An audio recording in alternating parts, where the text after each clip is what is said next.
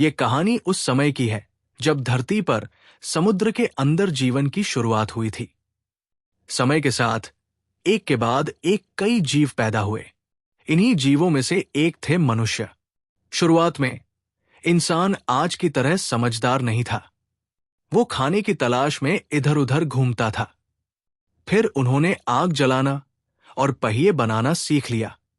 इसके बाद उन्होंने एक साथ मिलकर रहना शुरू किया और यहीं से सभ्यताओं का जन्म हुआ। उन्होंने नदियों के पास घर बनाना शुरू किया। इस तरह से 4 बड़ी सभ्यताएं बनी।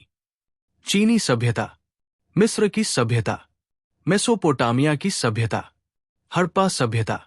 इन चारों में से सबसे ज्यादा तरक्की हड़प्पा सभ्यता ने की थी। ये सभ्यता सिंधु नदी के पास बसी थी। इसका समय 2500 ईसा पूर्व से 1750 ईसा पूर्व के बीच का माना जाता है। ईसा पूर्व का मतलब है ईसा मसीह के जन्म से पहले का समय।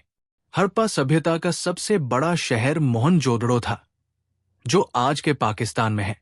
भारत में इस सभ्यता का सबसे बड़ा शहर राखीगढ़ी है। हड़प्पा सभ्यता की कुछ खास बातें। यहां की सड़कें एक दूसरे को 90 डिग्री के कोण पर काटती थी। पानी की निकासी का इंतजाम बहुत अच्छा था। यहां सबसे पहले कपास की खेती की गई थी।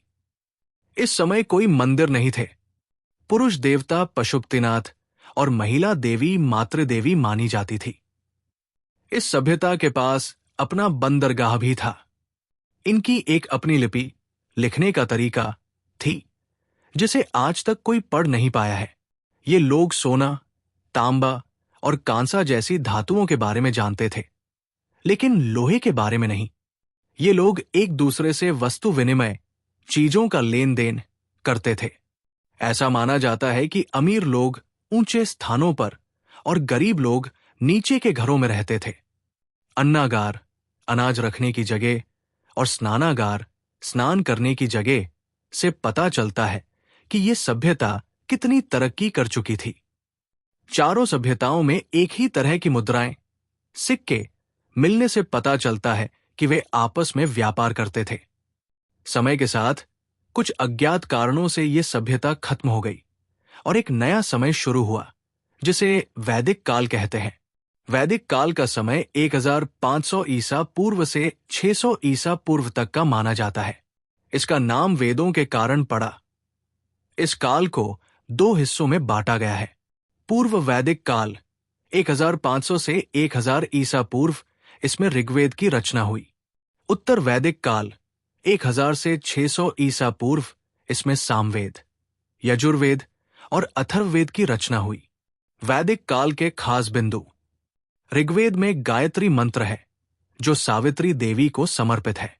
ऋग्वेद में कहा गया है कि लोग 4 अलग अलग वर्गों में बंटे थे: ब्राह्मण, क्षत्रिय, वैश्य और शूद्र। सामवेद में गीत संगीत के बारे में बताया गया है। यजुर्वेद में नियमों और परंपराओं के बारे में, और अथर्ववेद में जादू टोना के बारे में। वैदिक काल के लोग गांव में रहते थे, जबकि हड़प्पा सभ्यता के लोग शहरों में रहते थे। आर्यों के आने के बाद हड़प्पा सभ्यता खत्म हुई और वैदिक काल शुरू हुआ। आर्यों ने लोहे की खोज के बाद पेड़ों को काटकर खेती शुरू की और एक जगह पर बस गए। इस काल के सबसे प्रमुख देवता इंद्र थे। सबसे पवित्र नदी सरस्वती को माना गया है। ये सब हमारे प्राचीन भारत का हिस्सा है।